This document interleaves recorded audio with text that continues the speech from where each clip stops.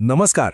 कधी विचार केलाय का की देशाच्या संविधानासारख्या प्रचंड मोठ्या दस्तऐवजाला समजून घेण्यासाठी आपल्याकडे एखादी सिक्रेट की असती तर? आजच्या आपल्या या विश्लेषणात आपण अशीच एक अनोखी किल्ली वापरणार आहोत आणि ती म्हणजे भारतीय घटनात्मक कायद्याच्या जुन्या प्रश्नपत्रिका. चला तर मग बघूया यातून भारताच्या संविधानाची कोणती रहस्य उलगडतात.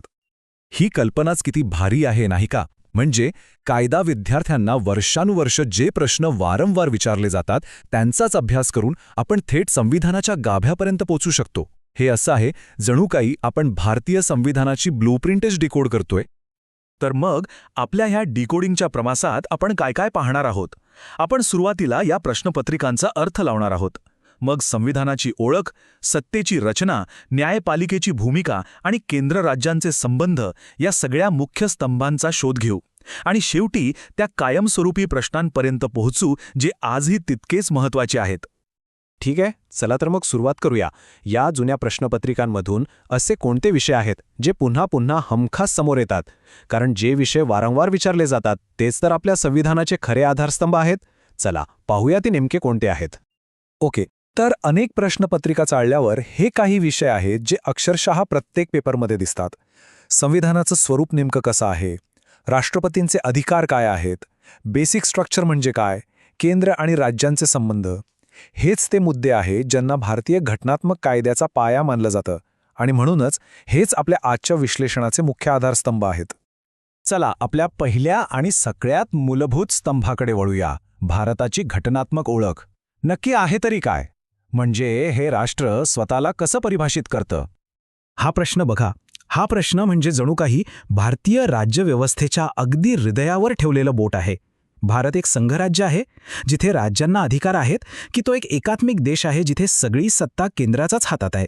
हा एक असा वाद आहे, एक असा प्रश्न आहे जो प्रत्येक कायद्याच्या विद्यार्थ्याला समजून घ्यावाच लागतो. आणि इथे आपल्याला ते दोन्ही प्रवाह एकदम स्पष्ट दिसतात.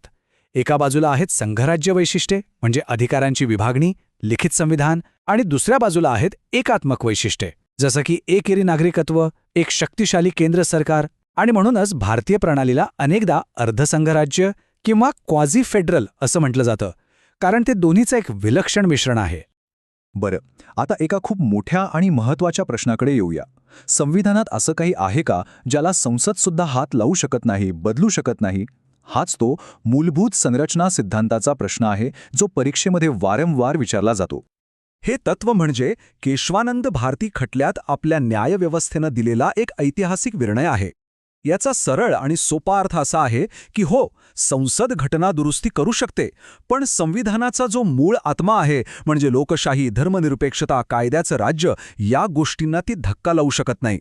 हे तत्व म्हणजे संसदेच्या अमर्याद अधिकारांवर लावलेलं एक सेफ्टी लॉक आहे. ओके, आता वळूया आपल्या दुसऱ्या स्तंभाकडे, भारताची सत्ता संरचना.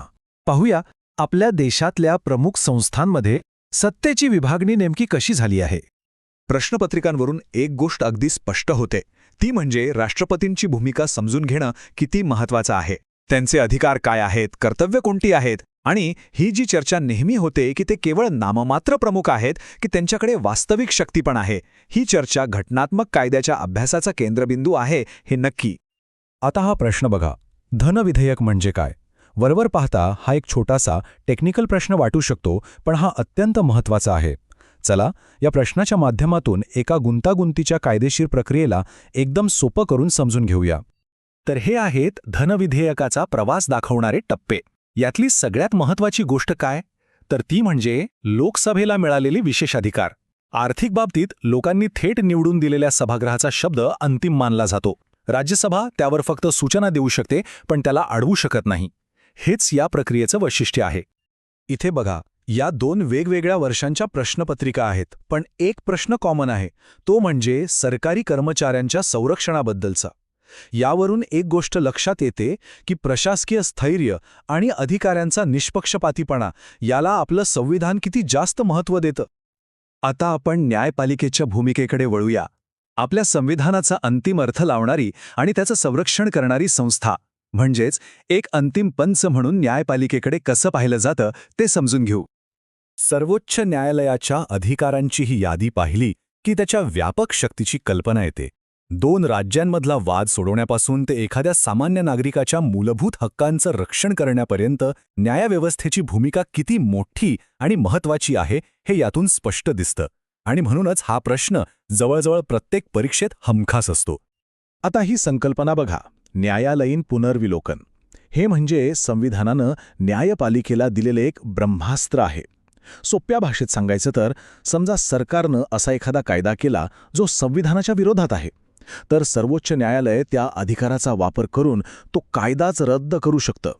हेच तत्त्व सरकारला मनमानी करण्यापासून रोखतं आणि सत्तेचा समतोल राखतं. आणि आता आपला शेवटचा स्तंभ, जो कदाचित सगळ्यात जास्त चर्चेत असतो, केंद्र विरुद्ध राज्य. हा तो सत्ता संतुलनाचा खेळ आहे जो भारतीय संघराज्याच्या अगदी केंद्रस्थानी आहे. केंद्र आणि राज्यांमध्ये अधिकारांवरून, निधीवरून आणि कायद्याच्या अंमलबजावणीवरून होणारा संघर्ष हा काही नवीन नाही. हा तणाव सतत असतो आणि म्हणूनच या विषयावरचे प्रश्न आपल्याला प्रश्नपत्रिकांमध्ये नेहमीच दिसतात, कारण हा संघर्ष आपल्या संघराज्य प्रणालीचा एक अविभाज्य भाग आहे.